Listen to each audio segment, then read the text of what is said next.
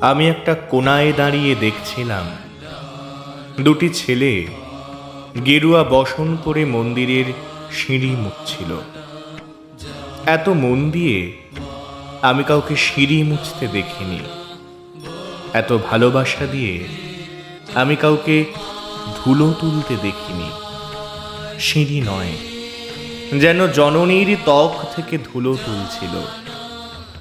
এভাবে কেউ সিঁড়ি থেকে ধুলো মুছতে পারে এ আমি কোথাও দেখিনি।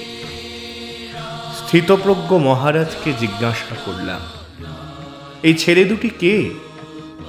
মহারাজ মৃদু হেসে বললেন, একজন নিউক্লিয়ার ফিজিসিস্ট, একজন IBM এ 6 লাখ টাকার চাকরি ছেড়ে এখানে এসেছে, সিঁড়ি ধুতে এসেছে।